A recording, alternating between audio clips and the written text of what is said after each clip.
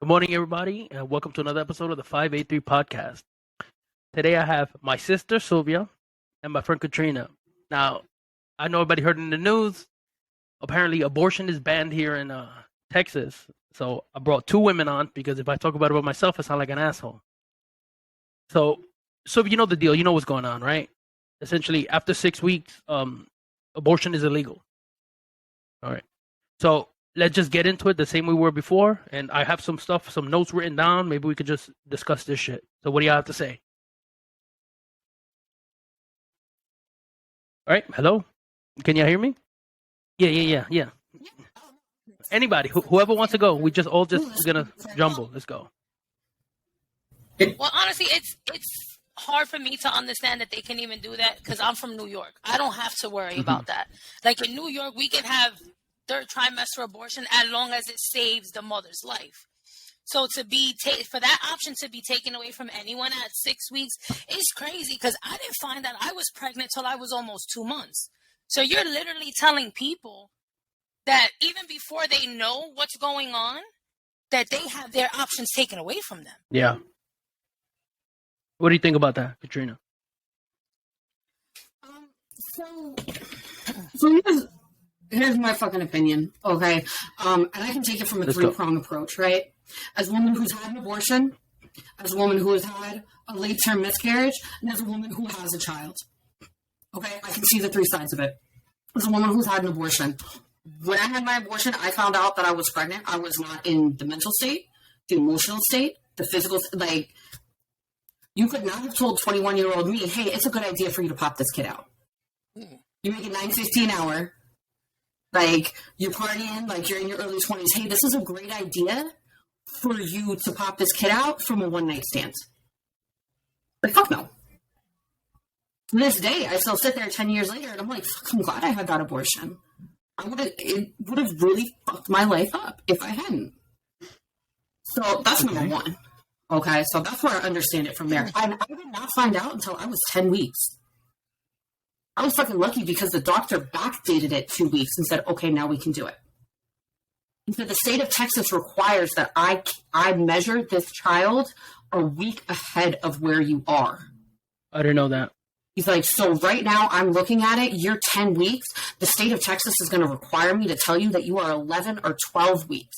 And you will be 12 weeks after the 3-day waiting period, and you can't have this abortion. So you know what? You're only 8 weeks. Oh, wow. Shit. And he backdated that shit so I could get it. So that's one thing. And you got to realize that was 10 years ago. So that was in 2011, 2012, when I had a doctor tell me I had to do that. On top of that, when you went in beforehand, like no matter what, you had to listen to the heartbeat.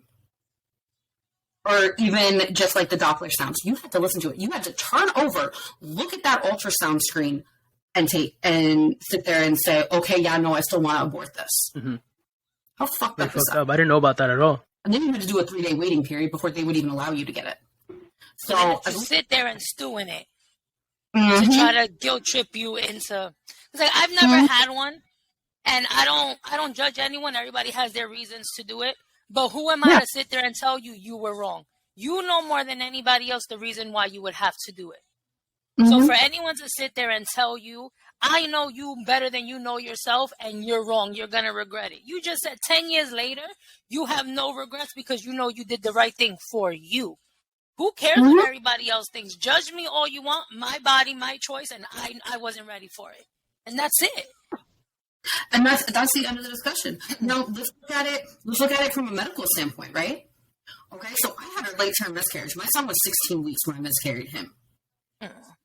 Because he had a heartbeat in the last ultrasound, and I made the mistake and didn't even know it, and went to a Catholic hospital. Instead of just knocking me out, doing a DNC, and taking care of it, I had to go through the emotional and the psychological stress and trauma of not having any drugs and delivering a stillborn at 16 weeks. And then having that dead body in the fucking room with me. Shit. However, I couldn't even imagine. That is pro-life. That's fucking pro-life. Well, honestly, the whole pro-life argument to me is a bunch of bullshit, because you're not going to sit there and tell me, oh, at 6 weeks it has a heartbeat. First of all, the heartbeat comes first because the heart needs to pump so that it can make all the other organs for the little baby. Yeah, but it's not a heartbeat. That's one. Two, it's not a heartbeat. It's electrical pulses. That's what they classify it as a heartbeat. They classify it as a heartbeat, so I'm going to use their classifications. Okay. It's considered a heartbeat, but you're not factoring in something needs to pump so that it can create everything else before it can create life. Now, you're going to sit there and tell me you're pro-life. At 6 weeks, that's a heartbeat, that's a baby. But then the second that baby's born and that mother turns around and says, I need help for a baby I didn't have, you're going to sit there and tell that mother, who told you to have a kid if you weren't ready? But you took away the choice from me at 6 weeks to get rid of this baby. So you're not pro-life. You're against me having a decision of my own body. Because pro-life, okay, because if you're going to sit there and tell me if you're pro-life because it's a heartbeat at 6 weeks, so when that baby has his or her first breath, if the mother's telling you she needs help, there should be no, oh, well, we're not giving you benefits. We're not giving you this.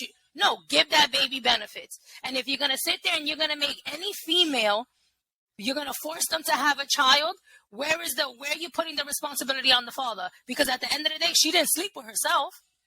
So why is she the one that's badgered with all of this? She gets no help in the long run. And then he's sitting there popping kids and everybody else. So where's his responsibility in all of this? Fuck pro-life. What's the responsibility? Here's the thing. It's not about being pro-life. First off, it's about being pro-birth, because God forbid we expand social welfare programs. God forbid we expand those. God forbid we fucking clean up the system. We get the kids out of the system. We stop the system from being a foster care to sex work. I'm not against sex workers, but just go with me on this. No, but the thing is, there is no such thing as pro-life. You're absolutely right. Or prison, or death. That is what it is. You know what? You're not fucking cleaning up the system. You didn't give two flying fucks about the kids in the system. How many kids did you fucking lose in the system last year? How many? Yeah. How many kids did you lose? But not only that, even the kids that are in the system, you're making laws, like, they're in certain places, they're trying to make laws that gay people can't adopt children. Straight people don't want these kids. That's why they're putting them up for adoption. And you're taking away the opportunity for these kids to actually have something. So, exactly, you're not pro-life. You're happy with the way things are, and you're okay with taking away people's choices. You're pro-birth, and you're pro-control of women. That's what it is. Exactly. And I bet you $5, these are the same motherfuckers that will fucking pay prostitutes to sit there and gag them and whip them. Fucking but guarantee. At the end of the day, there is no reason why an 80-year-old man is telling me what to do with 70. Exactly. Hold on, can we go back real quick? Because Sylvia said something that it made, like, because we talked about it before we started recording. Now, Sylvia said you wait for the first breath. And I remember, Katrina, you had brought something up about, because they want to use the theological theory. Right? Now, you brought something about what's in the Bible with the first breath. Yeah, so if they want, here's the thing, okay, that a lot of people don't fucking understand. Roe v. Wade states that based on privacy, okay, based on a woman's right to privacy, she can have an abortion up until viability. It is legal. What does viability state? It is between 20 and 23 weeks. It's kind of up for debate. It depends on how the baby's measuring, how it's doing, all like that. But between 20 to 23 weeks, the baby is considered viable. Okay? That is when your pregnancy turns from, hey, this little parasite cannot survive without you, to, hey, we can pop him in the NICU and he can survive and he can breathe. If they want to sit there and they want to say, oh, the Bible says abortion is wrong, well, motherfucker, life begins at the first breath and when God breathed life into Adam, according to your Genesis. Therefore, life does not begin until the first breath. Okay. So if that baby cannot breathe outside of the womb because newsflash, the lungs aren't fully developed until about like 23, 24 weeks, if they cannot breathe outside of the womb, they are still a parasite. We want to get really fucking technical. Yeah. It's not a symbiotic relationship because, let's face it, pregnancy sucks. But and you feel run down and it's a hardcore, like, on your body. I hated being pregnant. But, like, it's a parasite. Up until you give birth, it is a parasite. It requires the mother to eat, to drink, to breathe, to do anything in order to live. Okay. Well, like, but this whole, it's against my religion, where? But see, if it's against your religion, your own text. If it's against the religion, yeah, what but here's the religion is it thing: against? we have a separation of church and state, right? Whatever's against my religion should not interfere with your religion or your beliefs at all. Whatever I choose should not affect you in any way. Now, I'm not saying that I'm pro-abortion, right? But I'm pro people doing whatever the fuck they want to do. You know what I mean? If no one goes to get an abortion, like, man, like popping them out like fucking, like if you get 5 abortions, you get 1 free. You know, like no one goes to an abortion because it's fun. You know, abortion is probably one of the hardest things people have to go through in their life. And then, like what you were saying earlier, Katrina, that they kind of made you do that 3-day waiting period. They do it on purpose so you can stew in it. You know, because you didn't go to get an abortion because it was fun. You went to get an abortion because you're like, fuck, man, I'm not really ready for this shit right now. You know, mistakes happen, things happen. You know what I mean? What would have happened if you would have had, you would have had the baby, God forbid, something would happen after that. You said yourself you weren't in the right mental state, right? So what benefit would have happened with that child if you would have just had the baby and just said, fuck it? Yeah. Yeah, and that's the thing. I took myself out of being pro-birth and went, fuck. This is what's actually necessary. You know, it's like all these fucking Christian and religious Republican senators who come to find out they're fucking gay prostitutes on the side. You are so pro family values that you cheat on your wife with a man every fucking weekend. That's true. But that's your business, and that's allowed to stay private. I don't give a shit what you do in your private life. Don't tell someone what they can do in their bedroom and what they can do with their body. It's that fucking simple. Yeah. It's that fucking simple. And it's always been, the thing is, it has always been about controlling women. But what these 80-year-olds are underestimating is we are not our mothers. And we are not our grandmothers, and we are not our great-grandmothers. Because the bottom line is, those women taught us, you stand up. You stand up and you fucking fight. You stand up for yourself. Exactly. Why do you think the Women's March is organized for October 2nd? Because the Supreme Court goes into session October 4th. There's a nationwide strike being called for October 15th. All women, don't go to work. Don't do shit. Binge watch all day. Don't spend money, don't do anything. And it's sad because even if every single woman on the 15th decides they're not going to do nothing, men will still sit there and say they're not as much a part of society as they think they are. We can do it without them. Then when they realize that women do a lot more than you think they do, and then when you realize that you have to take the slack from your female coworkers, you're going to sit there and open your eyes, but you still won't sit there and defend your female coworkers. Why? Because deep down, and it sucks to say it this way, because even any guy, and a lot of guys who sit there and say, I'm all for this, there's always some little thing that you feel you're better than because it's ingrained. It is ingrained in every fiber of their being. From the second you grow up, from the second you start, boys are macho. You got to play with G.I. Joes. You have to protect. Women are the caretakers. You got to learn how to cook, clean, do everything. Since when has parenting duties or household duties become the woman's responsibility? So if you're a man living by yourself, you're not expected to clean, you're not expected to cook, you're not expected to do this. But as a woman, you're expected to clean, cook, tailor. Like you're a chef, you're a babysitter, you're an employee in your own right if you have to work. You know what I mean? But then you have men where it's like I work all day, so now you do everything else. Take offense to that. So even the most progressive man, deep down, it's ingrained in you that you're better and your time is more valuable than a woman's because it is a woman's right and it is a woman's responsibility to be the caretaker. From the second you start talking, from the second you start walking, it is ingrained the stereotype of what men are supposed to be and what women are supposed to be. Girls are supposed to be passive. He hits you because he likes you.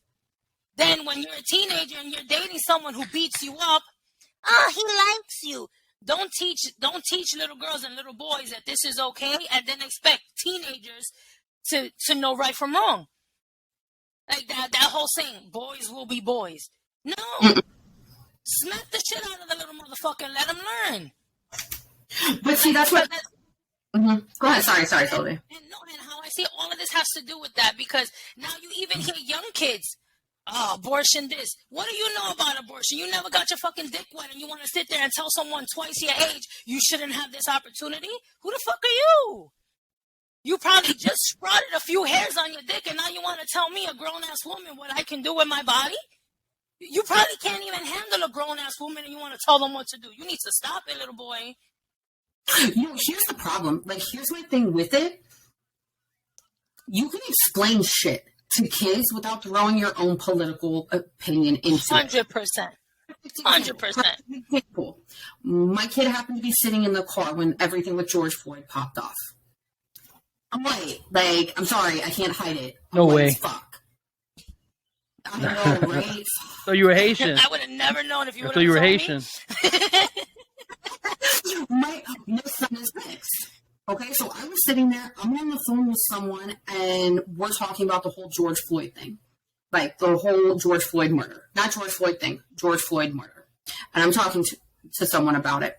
I get off the phone with them, he looks at me, he's like 5, almost 6 at the time, and he's like, Mommy, what's going on? Who's George Floyd? And I told him, I was like, oh, George Floyd was murdered by cops. George Floyd was murdered by cops. And he's like, but cops are good. I was like, no, cops are good. There are good cops and there are bad cops. And the problem is, I was like, baby, you look black. So the problem is they see you as a threat. He's like, but I'm little. I was like, yes, you are little. But when you grow up, they're going to shoot first and ask questions later. Yeah. And that is exactly how I explained it. And then he's sitting there with another friend of mine, and he's like, yeah, Trump's a bad guy. She's like, why do you say that? And he goes, well, because he supports the police officers that kill all the black people, and those are bad cops. Trump hates black people, and Trump's racist. And she looked at me, she's like, what the fuck? I'm like, I explained it to him in the terms that he understands. It's the exact same thing with any kid growing up. If he asks me, what's abortion? Oh, it's when a woman gets pregnant and doesn't want to be, so she ends the pregnancy. Bottom line, if you explain things to kids and they grow up understanding in their terms with no political agenda attached to it, you give them the facts and this is what's going on. No one can sit there and be like, oh, you're indoctrinating your kid. Yeah, no, I'm not. I'm giving them the fucking facts. But that's a lot of the problems that we're having too, is that they're indoctrinating kids, period. When it comes to school, when it comes to everything, there is no separation. You have to fit in a certain bubble. If you don't fit in that certain bubble, you're a problem, so they have to move you out of that school. So it's just a vicious cycle, because no matter what you do, you're not just going to give these kids like you said, give them the facts. Give them the facts without any of your opinion. Let that kid grow up understanding this is this, that is that, and then let them make their educated decision on their own, how they want to react to these situations. But if you're telling them the sky is blue, but at night it's still blue, don't change it. It's always going to be blue. And then when they tell you, but the sky is black, and you bark on them that it's blue, after a while they're gonna say it's blue, not to hear you bark. And that's exactly what they're doing. Fit in my bubble. Once you don't fit in my bubble, oh, wait a minute, you don't fit in my bubble, you're a criminal. You're this, you're that, you're a bad person. You have ADHD, now they want to pump you up with pills. If you don't fit to the mold that they want you to fit, if you show any push to what they want to show you, you're bad for business. Because people want to sit there and say, everything now is a business, regardless of what aspect it is. And it sucks to say, but our children is part of that currency now. Oh, yeah, they've been. I remember being in high school and sitting in my AP government class. We got into the whole conversation about Roe v. Wade, everything like that. And I was like, hold up. I'm like, you need to explain this to me. Because the whole Lacey Peterson shit had popped off, right? And they come out with the Lacey Peterson Act. And I was like, okay. I was like, hold up. You need to explain this to me because I don't get it. And my teacher was actually a former attorney. So my AP Gov class was fucking lit because he would put these court cases up and be like, all right, debate it. Like we're seniors in high school fucking debating this shit. Like Brown v. Board of Education, everything like that. So I'm like, okay, Roe v. Wade states that women have the right to privacy, everything like that. You can get an abortion, right? And he goes, yeah. I was like, okay. How is it legal for them to pass the Lacey Peterson Act and state that if you commit a murder, again, if you murder someone who's pregnant, you now get charged for a double homicide? It's one or the other. How do you get both? So what's the Lacey Peterson Act again? I don't know what it is. So the Lacey Peterson Act basically states that, let's say you decide to shoot somebody, okay, and murder someone. You can get charged first-degree murder for that person you shot and killed, if it was premeditated. You can also get charged with manslaughter up to second-degree murder for killing the unborn child. So it's one of those where I'm like, okay. So, go ahead. It doesn't make no sense because one law negates the other. But how does it negate it? That's what I'm confused. Because this is almost cycling back, in Roe v. Wade, which is good. This is kind of cycling back because we all agree essentially after 20 to 23 weeks that the child will be viable, correct? That's what the law states. Right, but here's the thing, and this is what pisses me the fuck off and why people do not actually understand the goddamn New York law. I'm so fucking sick of people trying to state that New York legalized late-term abortion like that. All right, I gotta get on my soapbox. No. Let's go. Shoot it. Let's go. All right, I'm from New York. There is no legal late-term abortion. You can only get a late-term abortion if it is to save the life of the mother. That is the only way that a late-term abortion in New York is acceptable. So here's the thing, okay? Here's the thing that pisses me off. Number one, there's no medical term that calls it a late-term abortion. They induce labor. That's the terminology used. Yeah. Yeah. They have to put late-term abortion because they're fucking politicians, and apparently politicians know more than fucking doctors. Now, on top of that, the other part of the law that nobody likes to fucking talk about is the fact that when they enacted this, they changed it from what originally happened was, because I did a lot of fucking research on this shit when it came out. What originally it used to be in New York was that, let's say, Sylvia, you're pregnant, right? You get to 30 weeks, and they say, hey, this baby, like, they do the whole anatomy scan, everything like that when they do it at like 25, 30 weeks, they go, hey, look, the organs aren't growing inside the body. The organs are growing outside the body. You can carry this baby to term, but it will die within a couple of hours of being born. What do you want to do? I, as your doctor, recommend we terminate this pregnancy. You sit there, you make the heart-wrenching decision of, hey, you know what? I'm not going to be able to carry this baby to term. I'm going to terminate the pregnancy. I'm going to choose to terminate the pregnancy because there's no quality of life for this baby, and it starts to endanger me. That doctor used to have to take your case to the board of doctors and justify why you needed to terminate your pregnancy in the third trimester. That's what used to happen. What New York did was they went, hold the fuck up. If you get to this point where you have to terminate this pregnancy Go ahead. But also, you're not factoring in that it was also in the New York law that you can get charged for manslaughter if you had to terminate, that they use it late-term abortion. They can charge you after, like you said, after you sit there and make the heart-wrenching decision with your doctor, like, listen, there's no quality of life. This is the best thing for this baby that's not viable anymore and myself. And if you have other kids, that's the best decision for your other children. So it's not just the mother you have to factor in. You got to factor in her family also if she has other children. Now, she just made this decision. Now, he has to take it to the board. Now, you're going to turn around and tell her you just killed your baby? She just made the hardest decision ever in her life to pick her child, to basically pick herself over her child because they just told her there's nothing for this child the second they take their first breath. So off the bat, there's nothing you could do. And as a mother, that has to break your heart because all you want to do is protect your children. And for them to tell you before you even hold that baby in your hand, there's nothing you could do. He or she will be lost. and you make that conscientious decision for them to tell you, now you're going to jail because for manslaughter. That's horrible. You just an insult to injury to anyone who's going through that. You could go for manslaughter. The thing was, you could go for manslaughter if after taking your case to the board, your doctor presents it to that board of like 5 or 9 doctors to be like, hey, this needs to happen. If that board says, no, you don't have any justifiable cause to end this pregnancy. If your doctor goes back and says, hey, the board declined it, but we're going to do it anyways, that's when the manslaughter charge came in. Yeah. But what the New York law did was it eliminated that board. It said, hey, no, these doctors who have not been working your case from the very beginning don't get to make a decision. This is between you and your doctor. And I hate the term late-term abortion because that's not what it is. Mm-hmm. That's not what it fucking is. But they have to call it a fucking late-term abortion because politicians are writing it. And they need fucking mouthpieces. Yeah. That's what they need. That's exactly what it is. So that they can use that one phrase to justify their entire political push.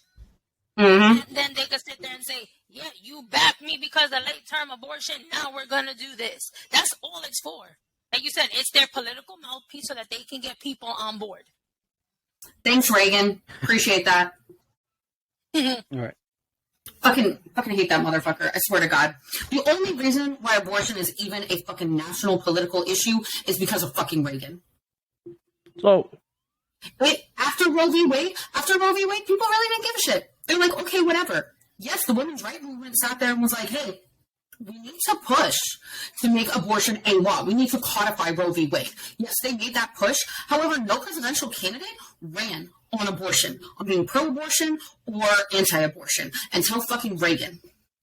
Reagan decided that he needed to activate the radical religious right, which is obviously neither, and he fucking made abortion a political issue. He made abortion a national issue. Prior to that, everyone stated, you know what? This is a decision between a woman and her doctor. Roe v. Wade's now legal, but we are going to recognize that it's between that. Reagan fucking took it to the political stage. So I think this whole abortion, pretty much war that they're having right now, is all political. Because I don't know if you guys are aware, but there have been multiple heartbeat laws that they've been trying to make into effect. This has been on since like 2009 or 2011, something like that. They've always been knocked down by the Supreme Court. The thing is, during those times, the Supreme Court was a little more liberal. They had a little more liberal influence. I think because Ruth Bader Ginsburg passed away and Trump brought in that, what's the lady's name? That crazy. Tony Barrett? So, so when they brought her in, hold on, let me pull up something. Who's never actually tried a case? You mean that's the thing. Who's never fucking tried a case? Hold on, I got some information. Hold on, I got some information. I swear to God, I do. Hold on, because I was looking this up. So far, look, Alabama tried to get it approved in 2014, then 2019. Right, 2019 it was. Alabama's case is being heard by the Supreme Court next summer. Who else? Arkansas, they tried in 2013. Bam. They got it through the state. Federal, struck it down. Florida, it struck it down in 2019 twice. Georgia, it struck down by federal court. It was struck down in 2019. Idaho, 2021, it's effective if another ban upheld by an appellate court. So essentially, if someone goes to appeals, Idaho will also have the same ban as well. Right? Now, Texas approved it 2021. 2021, we have a new Supreme Court. Now, the thing about Texas did it, as much as you want to say it, they did it the smart way. It's fucked up how they did it, but they did it the smart way. What they did essentially is no state governing body can prosecute you for an abortion. So what they did is they basically deputized citizens to sue you. And that's what they did. That's the problem. So so you and Katrina essentially just met right now, right? Let's say Katrina has an abortion and you find out about it. You never met her before and you find out about it. You can sue her as well as the doctor and they'll try your case. Is that whole thing that's going on now, that whole website that people are ratting people out for having abortions in Texas? Yeah, it's not just Okay, so here's the deal. With the way the abortion law works in Texas, okay? I have an abortion. You suspect, you don't even have to know, you can suspect that I had an abortion. You can sue myself. You can sue whoever drove me to the clinic, whether it be Uber, Lyft, a friend of mine. You can sue them. You can sue the clinic. You can sue every member of staff in the clinic, and you can sue the doctor who performed the alleged abortion. You so can sue them basically, for a random stranger, Yes. like someone moved into your neighborhood yesterday, you go to the doctors today, they think, oh, that one, she went and had an abortion. They could just sit there and be like, you know what? I'm suing everybody and their mother because I think. Well, it's You know, I don't live in Texas, so I don't really know what's going on. I just hear it, and, you know, I don't really listen too much with social media because they embellish a lot of stuff. But you guys are living it, so I'd rather ask you guys. So you can sue them for $10,000 plus court costs and attorney fees. Here's the thing. There is no jurisdiction limit. So let's say I go out of state. I say, dude, fuck this. I'm going to go visit my family in Florida. Okay, I'm going to go to Miami. I need a vacation. You get something done. You sit there and you suspect that. You can sue my family who live in Florida in the state of Texas. I didn't know that. I wasn't aware of that. I didn't know that. That's stupid. You can sue. There is no end of the jurisdictional limit. But here's the thing. You sue them in Texas. So if they do not show up for the court case, you automatically win. They get a fine of $10,000 and they have to pay your attorneys and your court costs. Here's the thing that Texas did not count on. First off, we are the mean and Vine generation. Like, we do petty better than anyone. That's number one. Number two, we love to fuck with you. Like, that is all we do. That is what we grew up doing, fucking with each other. The site has crashed multiple times because people are overloading it with goat porn, with Shrek porn, and with SpongeBob memes. Then GoDaddy came out, because GoDaddy was the web host for that site. They came out and went, hey, this is against our terms and conditions. You have to find a new web host. We're kicking you off within 24 hours. We're not hosting this. If you try to go... They don't even have a website anymore. They don't even have a website anymore. I tried to go to it the other day. It told me, not to mention it was also blocking all IP addresses in the state of Texas. It defeats the purpose. Precisely. So people were getting on VPNs and they were changing their IP addresses to be in the state of Texas because it's supposed to only be people reporting from the state of Texas. So we had people from all over the world hopping on VPNs, changing their shit and reporting Greg Abbott, reporting Ken Paxton, reporting everybody in the government for assisting in abortions. That's just ridiculous for you to sit there and listen. And I'm all for it. Everybody, you know, do their own thing, but this is beyond. First of all, you can't sit there and tell us you all have to be together so we can get through all this bullshit, all the spiels they give us. United we stand. You know, all that bullshit they tell us whenever they want us to vote for them. Mm-hmm. And then the same politician, make sure you're spying on your neighbor. You can get $10,000. Yeah, but they did that in New York too. Like, you can't have it both. They did that in New York too with the people having get-togethers. Remember they did the fucking Whistleblower website. But the Whistleblower website, I'm going to say here, a lot of people don't really use that website. We would just tell you stupid asshole. Because I'm telling you right now, if my neighbor is having a party with 50 people, hey, yo, bitch, like, what are you doing? Like, I mean, it sucks to say it this way. New Yorkers are a little bit more so you live in New York. 50 people ain't fitting in a room. But think about it. We used to joke around about it, too. Like, oh, we're going to have dinner here. Cuomo's going to come in. What are you guys doing? You know what I mean? Like for Thanksgiving and all that stuff like that. But for the most part, they weren't doing huge gatherings. And I'm from New York. And when I was seeing all of these people, 50, 60 people, good for your motherfucking ass. Because at the end of the day, you're going to be the same people when we're still stuck in quarantine because everybody's still sick. The government. No, listen, I don't give a fuck what you want to say. People are getting sick. If all you have to do is quarantine for fucking 3 weeks and then you could keep it moving, and you choose to disregard all of that and get 50 people sick because you got sick, then at the end of the day, you deserve it. And I'm a firm believer that if you were one of those people, I don't give a fuck what state you were in. If you knew you had COVID and you purposely went around other people, your ass should have been locked up. Because if you have an STD and you willingly pass that to somebody else, you get arrested. You get charged with that. So that same shit should happen if you have COVID and you know you have COVID and you disregard it and say, fuck it, I'm going to do me. Look, here's the bottom line. Like, this is something that I think a lot of people lose focus on, whether with the COVID debate, whether with the abortion debate, whether with anything. The bottom line is thinking outside yourself. 100%. It's thinking outside yourself. With COVID, look, I'm vaccinated. You better believe my ass still masks up. Why? 100%. I've seen what fucking Delta does. And you know what? I'm over this. I'm over being on lockdown. I'm over quarantining and worrying about... Yo, Kati's about to come in. Just giving y'all a heads up. Okay. All right. Like, I'm over that bullshit. I'm over it. No, I completely understand. Because...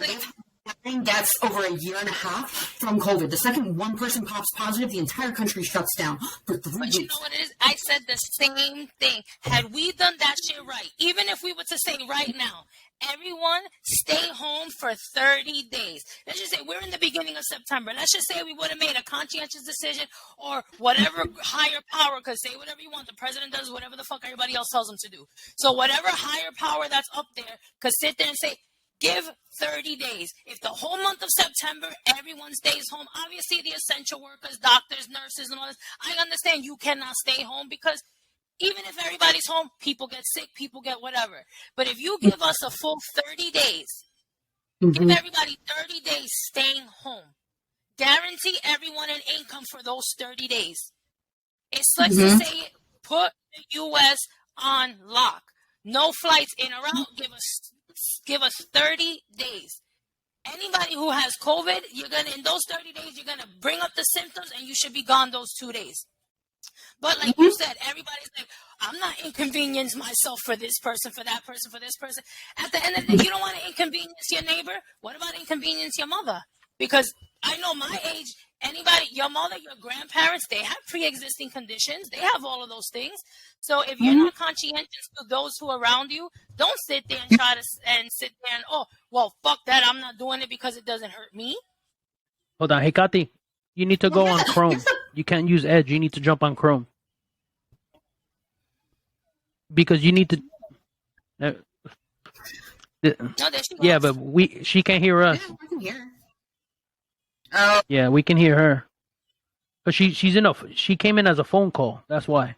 Can she hear us? She cannot hear us. Mm-hmm. Hold on. Kati, you hear us? No, she doesn't hear us.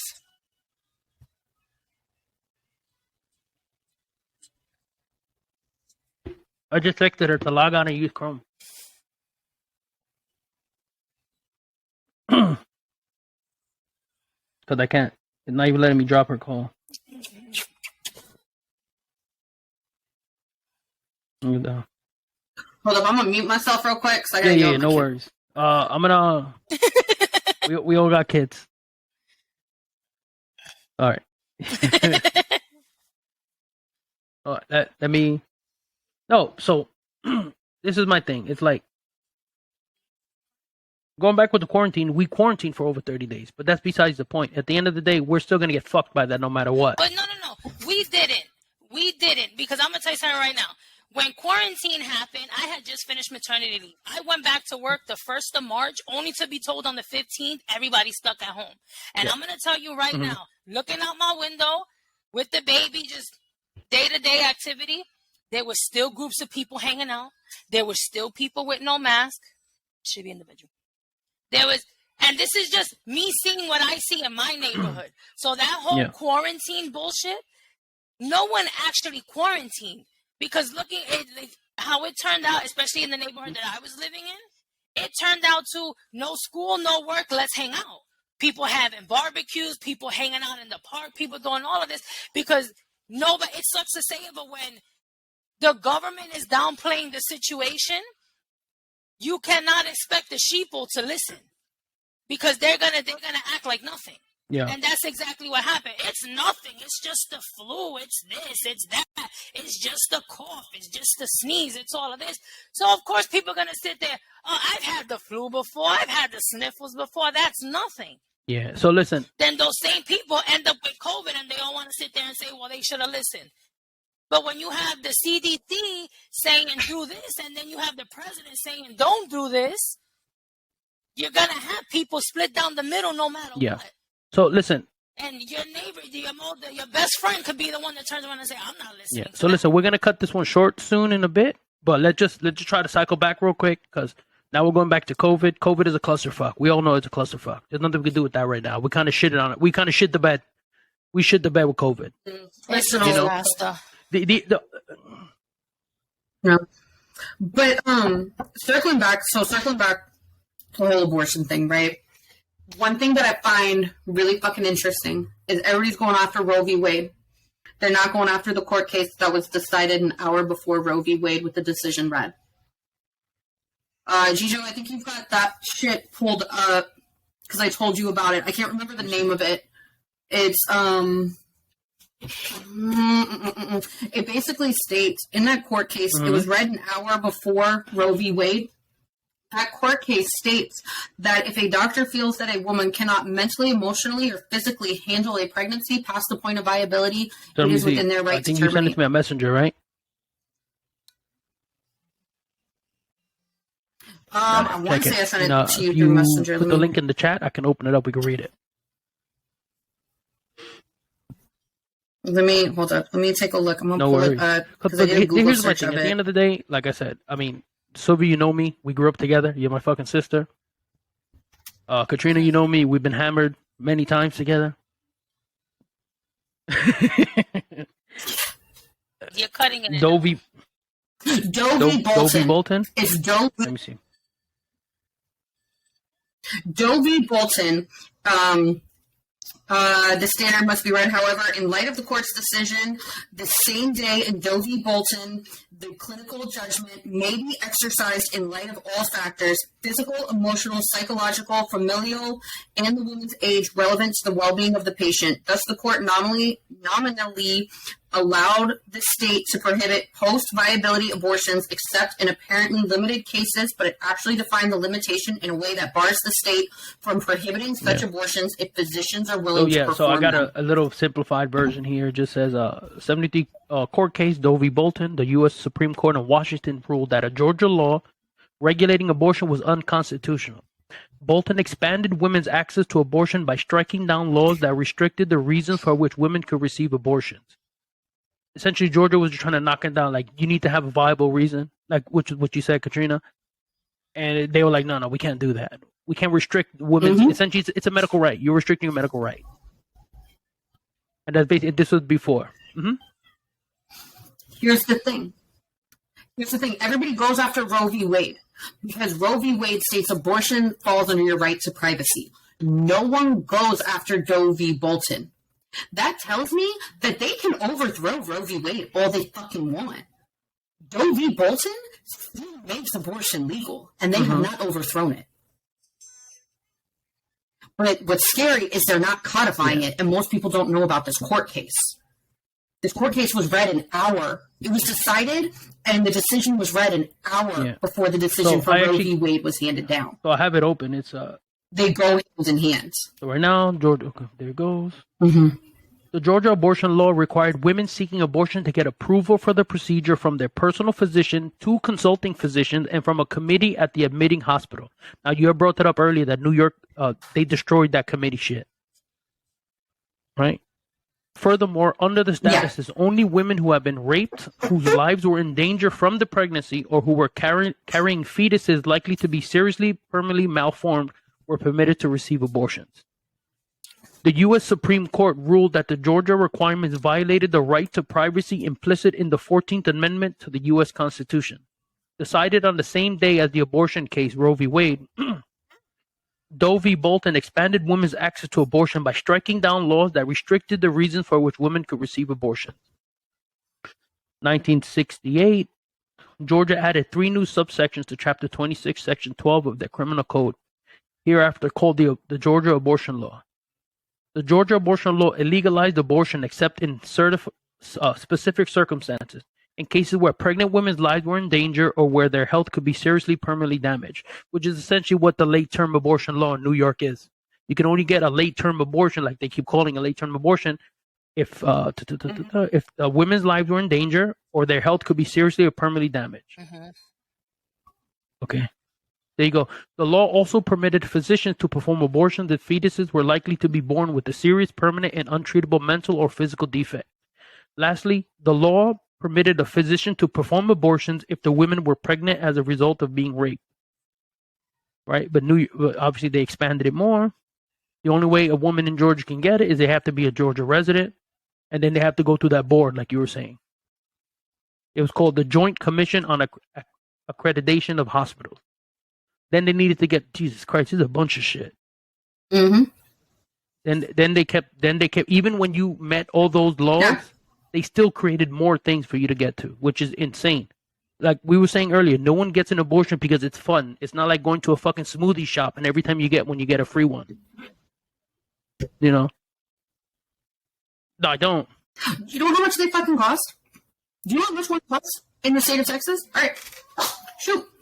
I'll let y'all know. 10 years ago when I got mine, because I got assistance from the National Abortion Fund, mine came out to $900. That was after getting 70% of it paid for by a nonprofit. It's like almost $3,000. $900. Holy shit. Yeah. You really think women sit there and like, oh yeah, I get an abortion because it's fun? Because I can afford it? That's fucking wild. It's almost $1,000 and that was 10 years ago. So it's probably double, maybe triple now. And with all the laws that they're doing, you know they're throwing on a couple zeros because I got to worry about my license if they catch me what I'm doing. Dude, to get into this clinic, it was like I thought it was a house. Like straight up, I didn't even realize that it was an actual clinic. It had walls that were like 12 feet tall, covered in ivy. Like you couldn't even see the building, right? You had to drive into the parking lot. Like I almost missed it multiple times when I drove there. You drive into the parking lot. You go up. You can't even get in the door. You ring an intercom, and they go, "Yes, hi, my appointment is at this time." Name? You give them your name. Okay, they buzzed you in. There are cameras fucking all over the place. You go in, you go to the like waiting room. You go in, you go up to the window. They go name, and I went to tell them like why was there. They're like no name. And I gave them my name. And they went okay. What time's your appointment? And I said this time. They said okay. Sit down. I was like, do I need to do any intake forms? They went no. Sit down. It wasn't until I went back and I was physically sitting in my own separate room that they went, okay, here are the forms. Shit.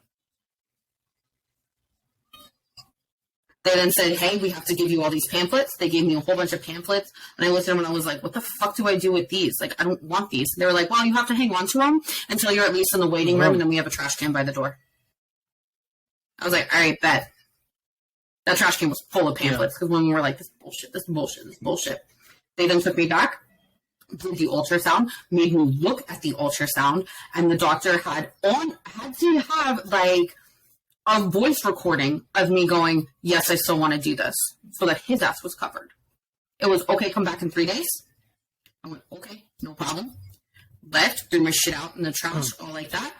They were like, okay, come back in 3 days. I was like, hey, who do I talk to about payment? Like, I don't know how I'm going to do this, all like that. They're like, don't worry, sweetie, we'll figure it out when we get here. I was like, okay, no problem. I came in 3 days later. I was like, hey, you talk to somebody about payment? They went, yep, definitely. They took me back to a fucking office. They were like, hey, this is how much it costs due to your income. This is how much is covered. This is how much you have to pay today. If you can't pay it today, it's okay. We can still perform the procedure. You'll just need to like do a payment plan or like, what can you put down? Is it like when you don't pay a card and they just put it back in you? Yeah, I was wondering what happens if I don't pay? Like, they just... Oh, what the fuck? Like, what the fuck? Yeah. But no, like, that's the bullshit that you go through. That is the bullshit you go through. Like, luckily, my doctor was this really sweet European guy. I want to say he was German. He might have been Swiss.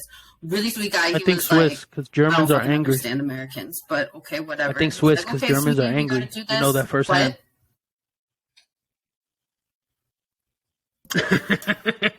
My German family is amazing, and they love me. Probably some an asshole, but that's the point. But no, like, sweetest thing ever. It was him and his wife that did it.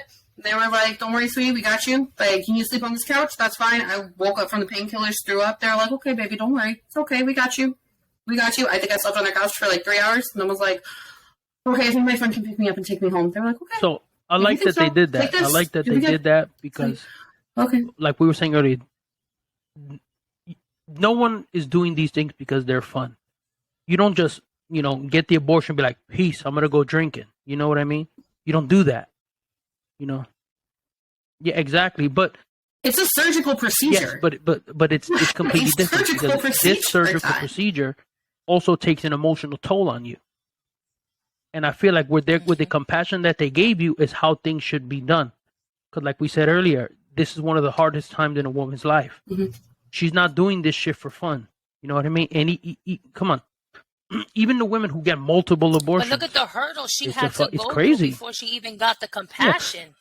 Yeah. Look at what she had to go through. Just her doctor had to backdate her actual pregnancy just so she can get the abortion. Then they forced her to hear the heartbeat of a baby that she just made the conscientious decision to terminate. Then they made her wait for 3 days. You have to look at the ultrasound as well. They don't just they turn the screen around and they go, "You have to look at this ultrasound." That's what I'm saying. 30 seconds. Yes, I don't get me wrong. I agree that the compassion at the end was great, but all the trauma that from point A to point Z, she didn't get compassion until she was at X. Yeah, but that. So no wonder how many. No, think about it. No wonder how many females, regardless to your age, before they get to X, they're like, you know what? You beat them mentally because you make them feel like they're horrible women. You make them feel like they have no other options because now who's supposed to help me is basically telling me I'm wrong. Now you're forcing these women to have these kids. Then you have kids being dumped all over the place, kids being killed, then you want to sit there and say why. It is a vicious cycle because at the end of the day, when a woman makes that decision, she should not get compassion just at the very end of her procedure. She should have received compassion from the very moment she made that decision to terminate the pregnancy. She should have had her medical team help her through it instead of having medical teams and medical terminology thrown at her to make her feel guilty for her decision. But it's all bureaucracy. And that's the problem that we have here. It's all bureaucracy. That's kind of what it is. It is all bureaucracy. But women in general, our health concerns are always pushed to the bottom. But we have to deal with everything. But you see if me and you break our legs right now, you will get more pain pills than I do. Why? Because at the end of the day, me saying I'm in pain, when my appendix was going to burst, I went to the hospital. And I told the female nurse, she said, "What's the matter?" I said, "I have really bad pains. I don't think it's your appendix because you would have been here days ago." I looked her in her eye and I said, "Make sure because I have a high pain tolerance." They sent me home. They sent me home after almost 14 hours in the emergency room and told me everything looks fine. Then they blew up my family's phone because they couldn't find me. And when the specialist came and seen my x-rays and my ultrasounds and all of those things that they took, my appendix was at the point where it was going to burst. Yeah. So as a woman, I went to the doctors and I'm telling you, I'm in a lot of pain. It hurts to walk. Okay. I was taking car services everywhere because I couldn't walk 2 feet without feeling like I was going to die. And I was told by a woman in the hospital that it looks like it's nothing because I would have been here sooner. But then if a guy walks into the hospital with a hangnail, he needs emergency surgery. I almost died because had my appendix burst, who would have came to my rescue? I was home alone.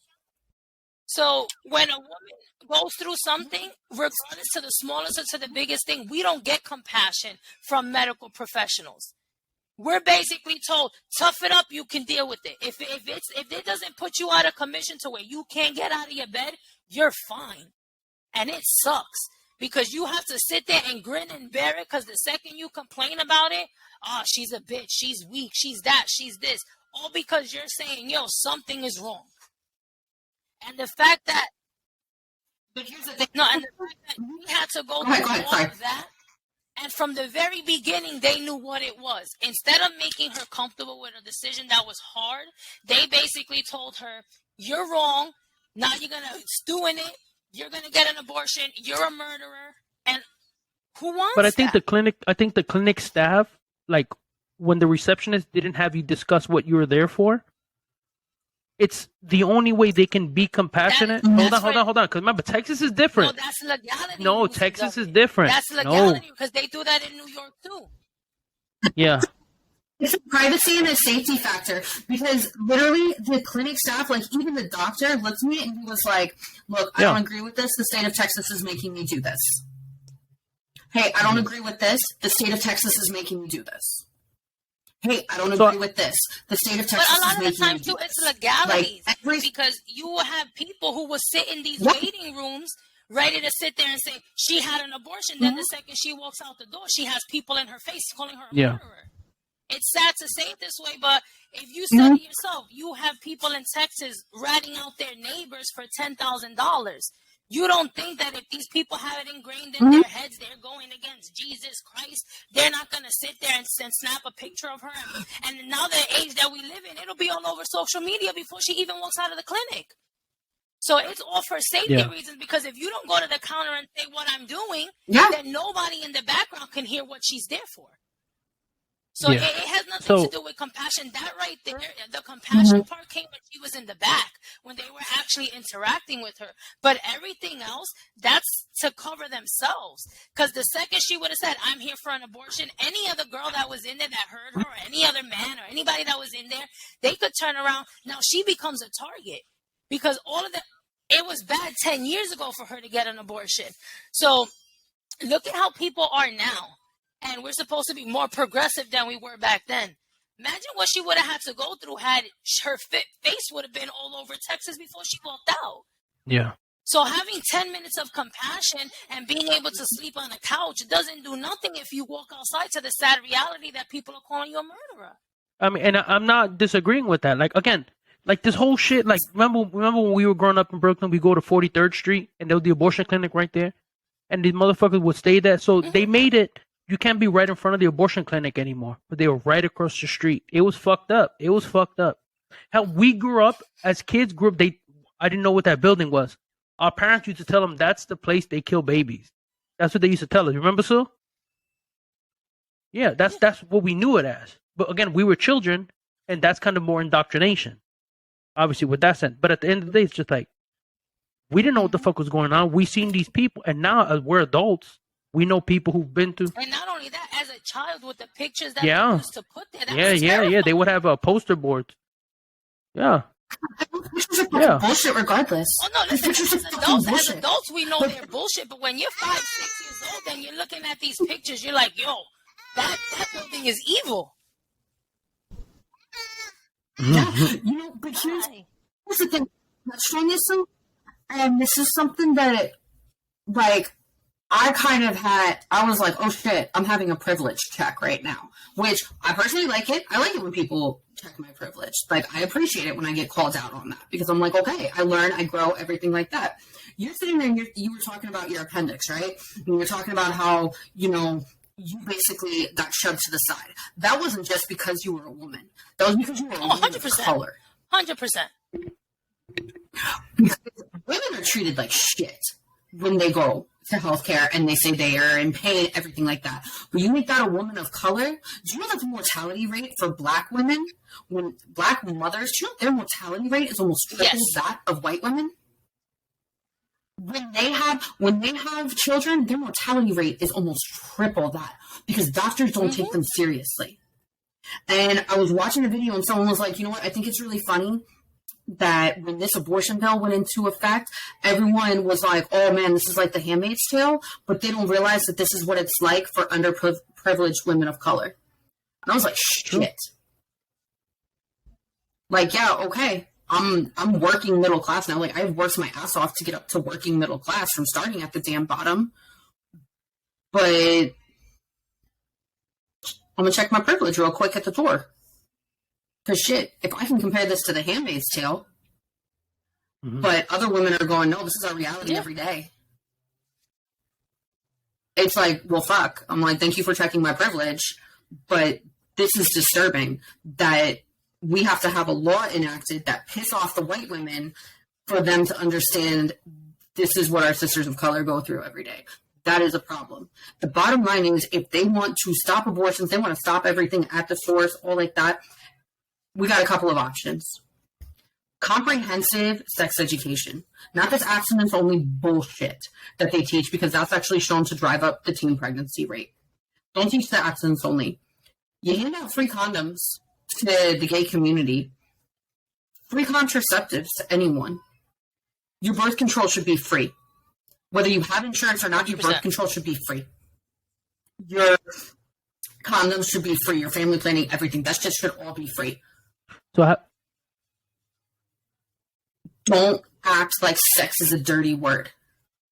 It's not. People do not understand anatomy and physiology, and that's where a lot of pregnancies pop up in these red states, because they're uneducated.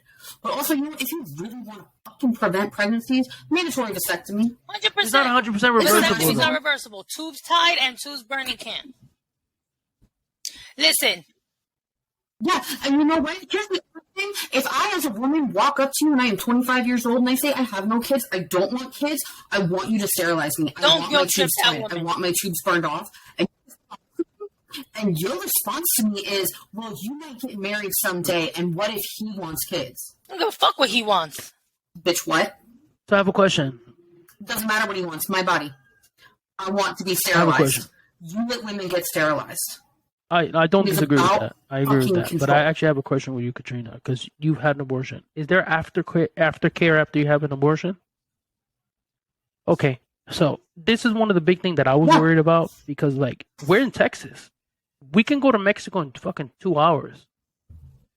It's closer for us to go to Mexico than it is to go to another state to get an abortion. Right? Oh, shit. Hold on, give me a second. So, if, let's say, a situation comes on. So, here's basically what the aftercare is for an abortion. What happened? You still need to see a physician, correct? What? You still need to see a physician. No, okay. So here's what the aftercare is for an abortion. Okay, so you have the abortion. Depending on the clinic, like for my abortion, I got put under completely. They were like, hey, do you want local anesthesia or do you want to be put under completely? I was like, fuck that. I'm going to get put under completely. They were like, yeah, no problem. We'll put you under completely. That's fine. They put me under completely, did their thing. Okay, I don't even know what they did. They then kind of woke me up and they were like, okay, sweetie, let's go. They moved me to a couch to basically recover, because I was not waking up from the anesthesia. They then let me know, they were like, here, take this ibuprofen, you know, take this Aleve, everything like that. Like, you're going to have really bad cramping. You're going to be really sore. Like, try to sleep as much as possible. They then told me, they were like, hey, you need to come back in 3 days because we need to make sure that you are not infected. You are not allowed to have sex for 4 weeks. No penetration for at least 4 weeks. And I was like, okay. They were like, now, in 4 weeks, if anything is not normal, if you don't feel normal, if you're having weird discharge, anything like that, you need to come back and we need to check you. So me being like as paranoid as I am, I went back after 3 days. They checked me. They were like, hey, hon, you're looking good. It's not looking like you're infected, anything like that. You're healing up great. You're good to go. Okay. Now, they were like, now remember, no penetration for 4 weeks. You have a period, you use pads, you know, no penetration for 4 weeks. I was like, all right, cool, bet. After 4 weeks, I was like, okay, I should be good to go. It was weird because, like, I had healed, but I still had a weird feeling to myself. So I was like, you know what? I'm just going to go back. And I called them. I was like, hey, I had a procedure 4 weeks ago. This is what they told me, blah, blah, blah. They were like, you know what? Come in. We just want to double check you. We want to make sure you're healthy. You're safe. I was like, okay. Went back in. They were like, okay, no, you're good to go. Don't worry about it. It's just, you know, you're young. There was a lot of swelling. That's all it was. You're good to go. All of those checkups, they did not charge me for. I had the clinic's number. They were like, keep our number because if anything happens, you need to call us. You need to call us. And I was like, well, should I go to the ER? They were like, if we advise you to go to the ER, you need to go to the ER, but you will need to tell them what procedure was done. And I was like, I won't tell them like the clinic's name or the phone number. And they were like, no, sweetie, they're not going to ask you for the clinic's name or your doctor's name or number. I don't even remember the doctor's name. I don't think he even told me his name. They were like, they're not going to ask you for any of that, but you will have to advise them of what procedure you had done. So, but this is what I'm saying. But there was aftercare. Yeah, so you had aftercare. But you did it when, yes, abortion in Texas was a pain in the fucking ass, but it was legal, correct? Now, imagine what's going to happen now when you have people who need an abortion. They need it because, shit happened. They were raped by a family member. They were abused. Somebody took advantage of them, right? They can't have it here, right? They can't drive out to Louisiana because Louisiana is trying to pass the similar law too. What's going to end up happening? Yeah. But even if they go to Florida's like 18 hours away, right? They're gonna what are they gonna do? They're gonna drive to Mexico. How many people do we know go to Mexico right now to get procedures done? You know what I mean? So we know a bunch of people. Yeah. Oh fuck yeah! And here's the thing. But this is the problem. The aftercare is the biggest issue. The aftercare is the biggest issue, and that's what has me worried. It's gonna the rate of infection is gonna be a pain in the ass. So you have these people who have to cross a border because we can come and go to Mexico as we please. I mean, before COVID, obviously, but we can come and go. It's just not as easy. Go to Mexico. Yeah. You know what I mean? So you have to go to Mexico. You got to get the procedure done, right? Then you need to drive another 4 hours back to come back into the United States. You're not going into an emergency aftercare. You're pretty much thrown out the window because it's so illegal here in Texas. Mm-hmm. Crossing the border is going to be your safest bet, and if you get sick, you're fucked. You know that. But that's where I look at it, and I'm like, what? Yeah, but you know what it is? They don't factor it in because people like to pretend. People like to pretend that motherfuckers don't go to Mexico here to get procedures. People act like that shit doesn't happen. I know. You know how many people I know that. I know some people that they're like, we don't like getting government handouts, but they're on Obamacare, right? We don't like to get government handouts, but then when they have to pay their copay, it's too expensive, so they go to Mexico. So no, you don't know what the fuck you want. That's the problem. You don't know what the fuck you want. You want to be able to say you're self-sufficient, and yet you can't afford to do dick in America. So you go to Mexico where the prices are like half. You know what I mean? And I'm not saying that they're bad doctors because they're very good doctors. Shit, I'm finna go to Mexico, get a procedure done too. Fuck that. But the thing is, like, aftercare is the biggest. Any surgery you have, you need to have aftercare. If Katrina, let's say you had something go wrong, right? You drive to the clinic like an hour away max, right? That clinic you went to, maybe an hour away from you max. So look, 15 minutes. You could fucking go there, grab lunch, and go home. You know what I mean? Because it was legal, right? What's gonna end up happening is people are gonna go to Mexico, and if there's infections and everything like that, Mexico doesn't allow extradition. Okay, so what's gonna end up happening? Because they can sue. You can sue a Mexican doctor. You can eat a duffel bag of dicks. But when you come here, the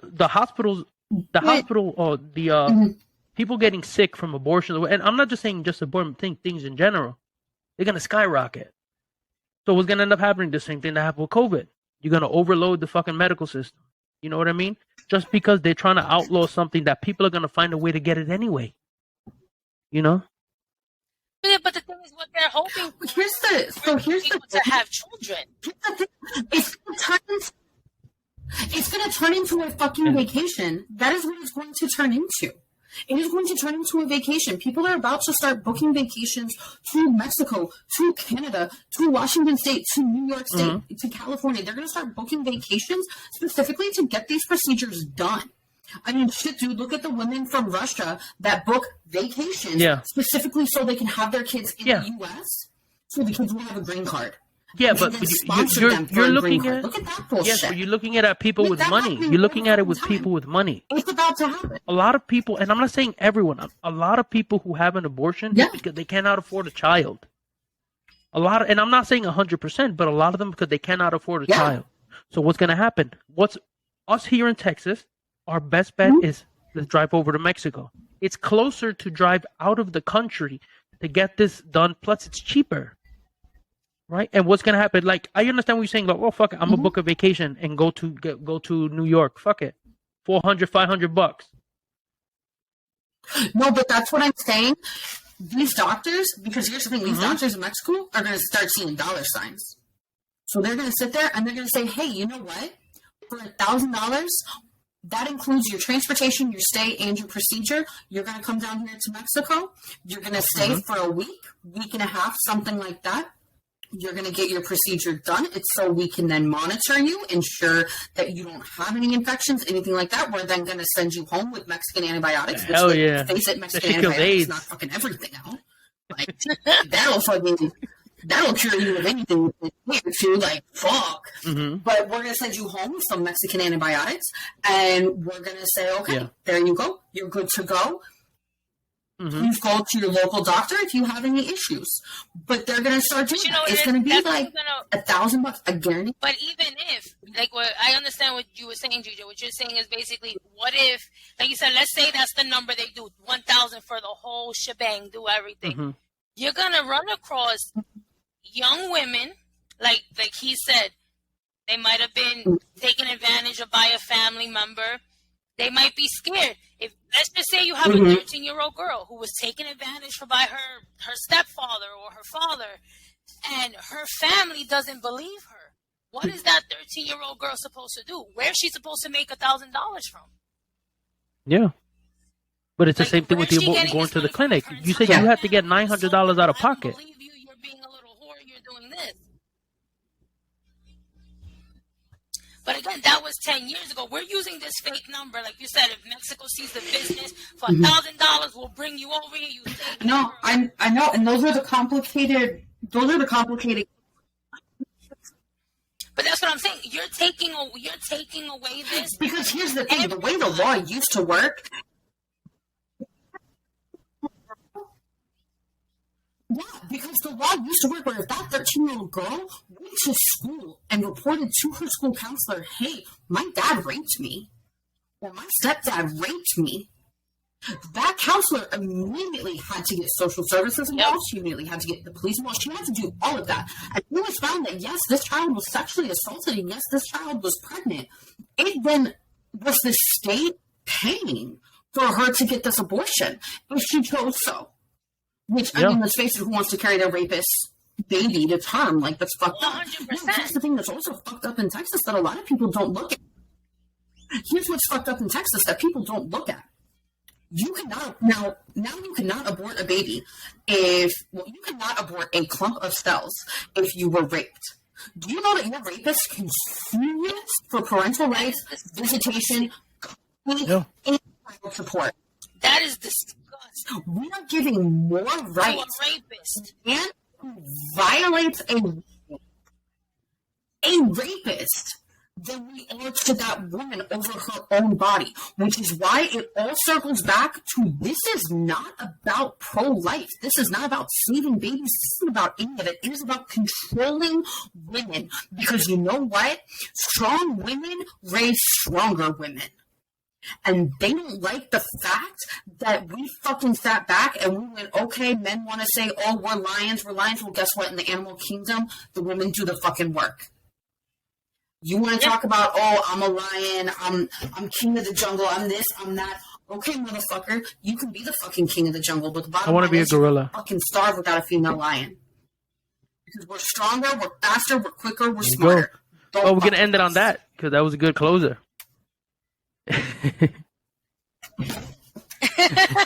Also, on a side note, for any women that are looking for access to birth control, anything like that, you can do the Pill Club. It is free through most insurances. It does send you female condoms as well as Plan B and your birth control every single month. You also can go to planc.org or I'll put all the links in the bio. Plan Access. Go ahead.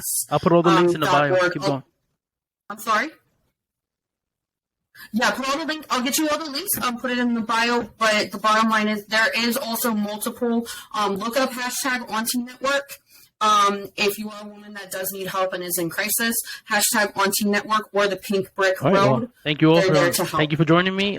When I end this call, just stay on for a bit. I'm gonna load up some stuff. We're good to go. Thank y'all again, and yeah, y'all have a good night. You too. Have a good night.